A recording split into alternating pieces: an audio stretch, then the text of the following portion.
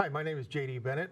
I'm a Marine Corps veteran and a veterans advocate. I'm here with Kevin Cookingham, running for 16th District Congress, and we're going to ask him a few questions as to his support of veterans and what he could do for veterans if elected. So Kevin, why should veterans vote for you? Yeah. You know, this is an important question for me because I have an extreme loyalty to our veterans and what they have done for this country, not just to thank them, but continually throughout their entire life. And so one of the things I'd like to say about that is that I don't think that veteran support just starts or stops with, you know, what are our veterans hospitals like, or whatever, or do we support the honor flights? Those are all important. In fact, I was the principal of Clovis Adult School. We sent our staff on honor flights constantly just to support the veterans in this community. In fact, we were only one of 2 adult schools that had funding for the spouses of veterans to pay their fees for adult school. This is all important, but one of the things that really hit me with this is when my father-in-law, who was a veteran of the Korean War, was so very, very sick. I used to have to pick him up off the floor. He would fall. He had Parkinson's, tremendously difficult issue with Parkinson's. And I remember that I called and I called and I called over, and I spent hours trying to get somebody from veterans to talk to them about his needs. And finally, I got a computer call back that said they'd call me on a certain date at a certain time. Well, of course, it was Eastern time. I live in California, and so luckily I was available at that time. And when I finally asked the guy on the other end of the phone, how long will it take for my father-in-law to qualify for these services? And he told me about 8 months. And I told him my father-in-law will be dead before that. And it just made me sick that our system was so slow in helping somebody like my father-in-law. Well, our current president, the current administration, has changed a lot of that. The wait times at the VAs, most wait times are 30 days and less now. With that, are you familiar, it sounds like you might be, are you familiar with some of the adverse interactions that veterans have at the VA hospitals and clinics? Yeah, I was just in a veterans meeting the other day, and I was talking to one of the veterans there, and we were talking about the VA here in Fresno. And I've heard very good things about the VA in Fresno. Actually, I've heard that they're one of the top VAs anywhere. Yet his experience was not good. Now, so maybe he's an outlier. Maybe he's one of the few. But he told me he had waited weeks and weeks and weeks. As a matter of fact, he told me 12 weeks to get glasses. And finally, he went down below and talked to somebody. He said there was a stack of papers this tall, and the guy looked through it and found his name and walked it 2 desks over, gave it to that person, and said, well, okay, now you can get your glasses. And I just thought, okay, I'm glad that Fresno's doing well, but even things like that, we need to deal with those things. And so one of the things that I know has happened in the past, and I really appreciate our president making it easier for veterans to seek help in other areas if they don't get help at the Veterans Hospital. I know that's been happening. But I would love to see us hire veterans for one thing and one thing only in regards to these veterans, not one thing only, but one thing I'd like to see happen, and that is where they would literally take the names of people, don't go through the veteran computers, but take the names of people, their contacts, and do follow-ups with them. Okay, what day did you go in to see this doctor? How long did it take for you to get care? What was your experience like? That sort of thing. Because I do know that one of the issues before is there was some dishonesty in the veterans. They were saying, oh yeah, we're seeing him in 3 weeks, and it wasn't true. They were doctoring some of those things, and you know that if we get veterans out there doing some of the quality control like that, and it's separate from the actual Veterans Association, where they call these people and find out, tell me about your experience, how long did it take, what was your doctor like, and so forth. I think we're going to see if that matches up with what the veterans are telling us as far as wait times and so forth. I think that'd be an important thing. That's actually a great idea. I'm on the Veterans Advisory Committee with the VA hospital. It's called the VAVS program, and we have the director's ear on a regular basis. So we could do random follow-ups like that, I believe. I think they could call and do a random follow-up and ask how their visit was there any improvements, or Absolutely. if they were dissatisfied. I think it's a great idea. So What would you do or attempt to do if you were elected to improve the quality of care and services at and through the VA? Yeah. Well, first of all, obviously I can't go to every VA, but my role is the 16th District. That's it. I am loyal. I am committed to the 16th District, and then on a national level, I would want to network with other people and find out what's going on at the hospitals, because as you know, Congress is a federal position. Right. So not only are you totally committed to the 16th, my district, the 16th District, you're also committed on a federal level to make sure all veterans hospitals, all veterans facilities are brought up to the level they need to be to support the veterans. And so we'd have to have serious meetings and find out what's going on. I'd like to find out what the best ones are doing that make them the best, and then incorporate that throughout. You know, a lot of times when we talk about programs, we try to do all these programs straight across the board, across the nation. Well, there might be different needs or different ways to run different hospitals and support services. So we want to see what those are, maybe do some tweaks on other ones, but you can't have a one-size-fits-all for everybody. You do what's best for the veterans in that area and how you can service them. And so I think maybe some of the veterans hospitals in California could learn something from the veterans hospitals in another state that they can incorporate and help. So there has to be a great line of communication between all these facilities with people that have a passion to support our veterans. That's true. The 16th District encompasses not only just a metro area, but there's a lot of outlying foothill communities. There's communities outside of this, locally outside this, the 16th District, basically canvassing the entire Central Valley from the Grapevine, Kern County up through Merced, Modesto. Yeah. And there's been programs that have been designed to assist veterans to get from those rural areas into the Fresno area or the C-Box located in Merced or Bakersfield. There has been supposedly some bipartisan legislation that was submitted to make that a part of the VA's services, and it's hit a lot of stumbling blocks. Would you support something like that? Oh, absolutely. You know, here's what I'm hearing, and I go, by the way, the 16th District, as you mentioned, encompasses Fresno, and then it goes all the way up to Atwater, and then west to Los Banos dos Palos. But there are a ton of little tiny towns, Planada, La Grande, Gustine, Hillmar, all these little towns that we've got veterans in all of them, all these little towns. And the one thing that I'm hearing as I travel throughout all these places is we feel left out. Everybody focuses on one place, Fresno, because you know why? That's where most of the votes come from. Most of the votes come from Fresno, and so they kind of ignore these smaller areas. We have to incorporate those areas. They deserve just as much help as anyone else. We all served equally. Absolutely. So with that, how would you actively work on legislation or bills that would assist veterans in getting the services that they need? Well, I have to meet with the experts first. I've got to see what's been happening, and then how we need to tweak it. Because I don't know too many people that are going, oh, we don't want to have any more veteran services, but it's getting the job done, right? Everybody can talk about it. It's the people that can make it happen. You know, you've heard before that there's people that watch things happen, people that make things happen, and people that don't know what's happening.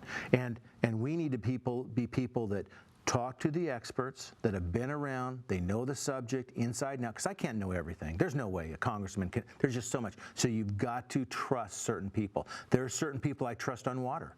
There are 3 people I meet with and talk to regularly just on water issues. There are other people that I need to meet with and talk to specifically on veterans issues and how we can solve those problems. And then we got to get the people with influence on our team, because that's what gets us moving. If it's just me and a couple other guys and the key people in Congress, whether it's Nancy Pelosi or whether it's Chuck Schumer or whoever it may be, we've all got to work together. Well, unfortunately, it doesn't seem to happen. No, it doesn't. In Washington, D.C. much. But you know what? Then maybe we need to figure out how we're going to do it locally. You know, I told people a while ago, I said, you know, when I go to D.C., my goal is to be another vote for conservatives, conservative values, veterans, law enforcement, farmers, this sort of thing. But if I'm running against a a rock wall, I'm gonna have at least 2 or 3 of my staff people focused just on the 16th area. Right. Really? That's your constituents. That's who they own me.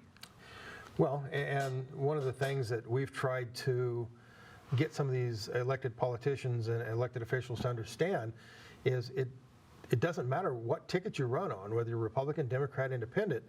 When you're elected, you support the people. Absolutely. And at that point, there's not really Democrats, Republicans, Independents, nonpartisans out there. We are constituents of those who are elected. Yeah. And the best interests of veterans should be at the forefront when you're dealing with veterans issues. Absolutely. Not partisan politics. I agree. So are you aware of the veteran suicide rate in America? Yeah, about 22 veterans a day are committing suicide. It's sick. It's just sickening that that's happening without the proper support that they need. And you know what? I'm not sure how to identify those people yet, because look, my background's in marriage, family, child counseling. I've studied depression. I've studied all kinds of issues related to the mind and obsessive compulsive and all kinds of different things.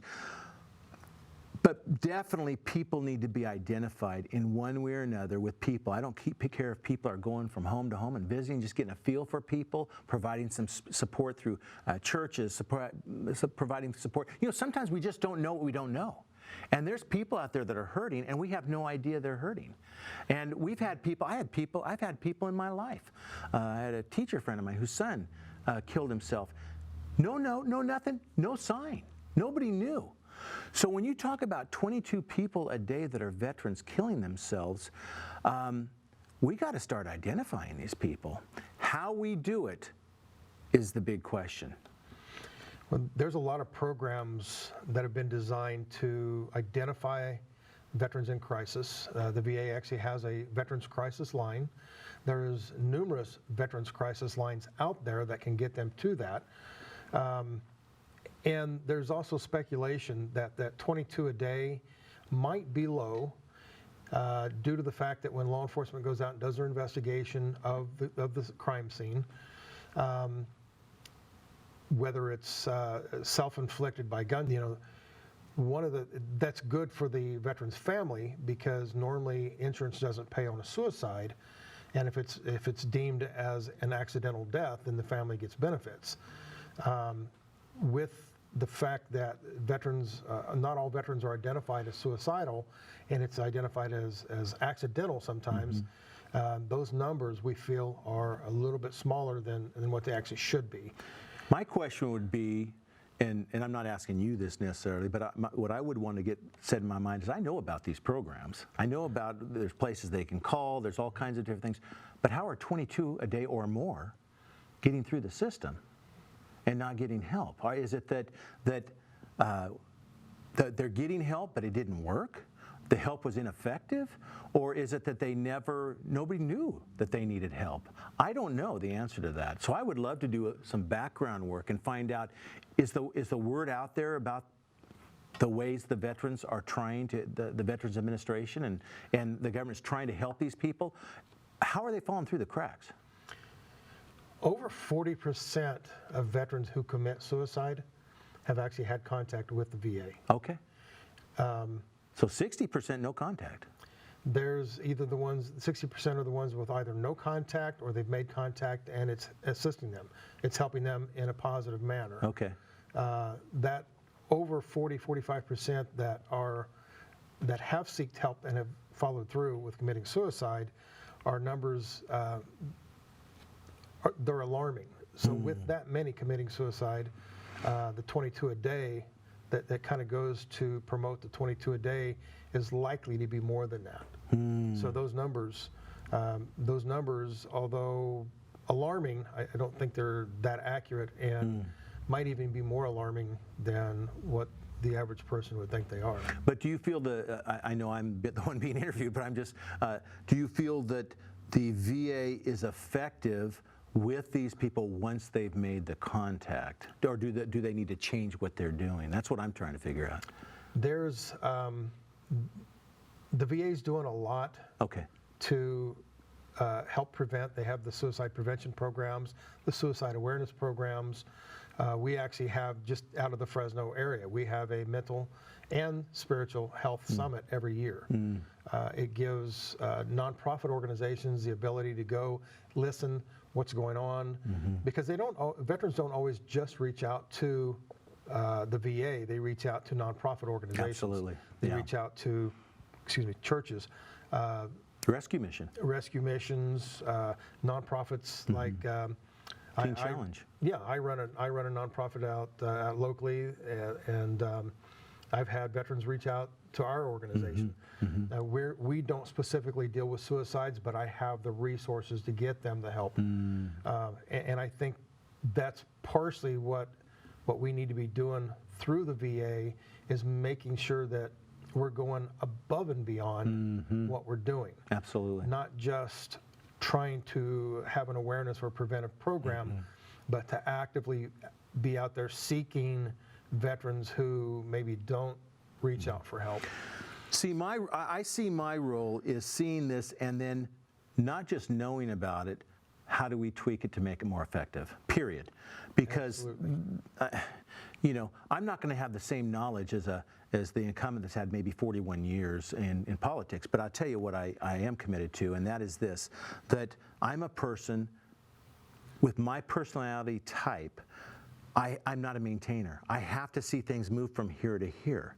So what I'm good at is saying, once I know the facts, once I know the help that's being provided, who's providing the help, what kind of help, how do we take that to a new level to see more veterans with less depression, less suicidal ideations, and feel more fulfilled in life because they deserve that.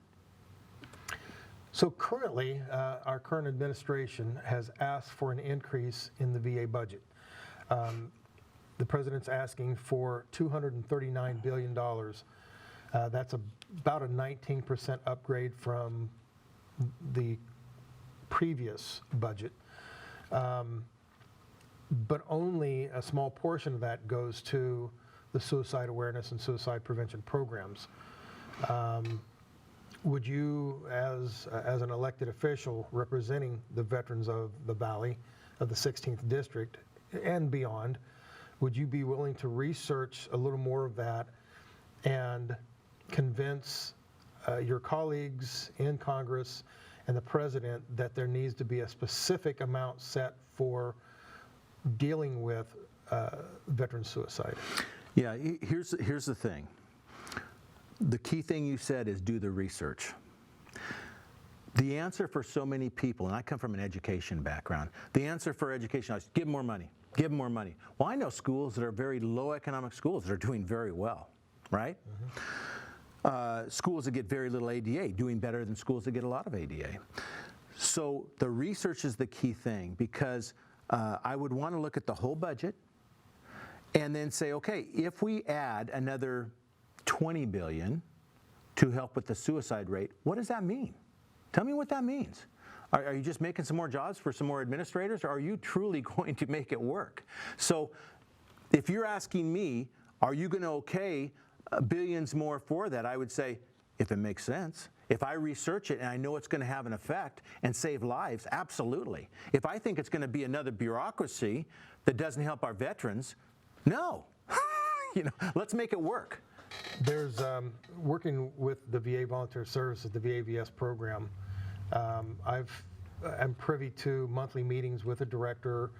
We recently had the Vision 21 director, who covers basically the entire West Coast, under the Secretary of the VA. Each hospital or clinic that has psychiatric services, like Fresno VA, we have a floor that's designated to that, but there's a minimal amount of beds. Oh, okay. And it's not that they're not trying to treat everyone, they don't have the resources. Okay. Which is part of why we need, and not all veterans who have psychological issues are suicidal. Right.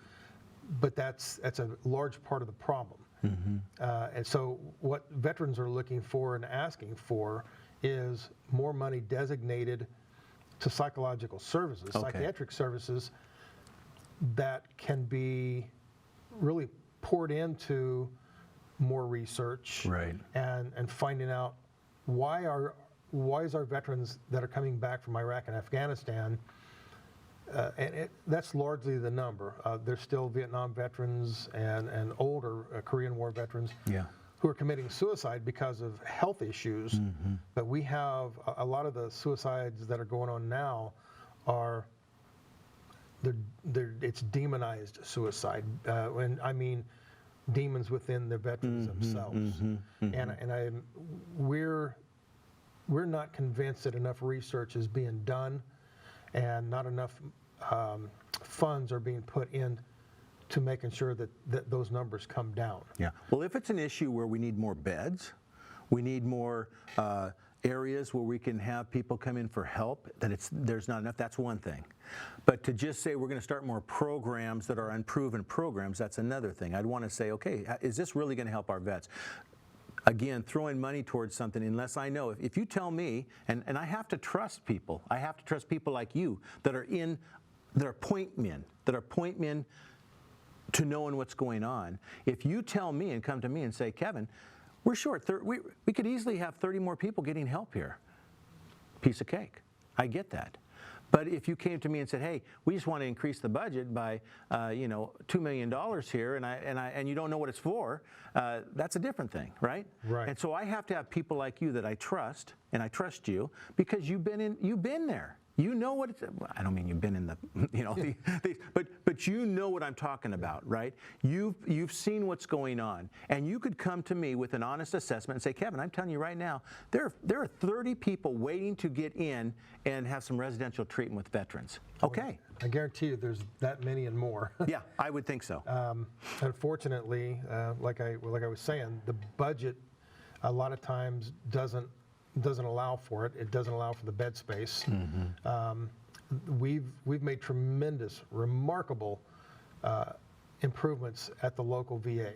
Fresno VA has we're actually number 2 in the Vision 21 for the West Coast. Yes, I've heard that. They are just a dynamic hospital, and the services, the new director is making great strides. That's awesome.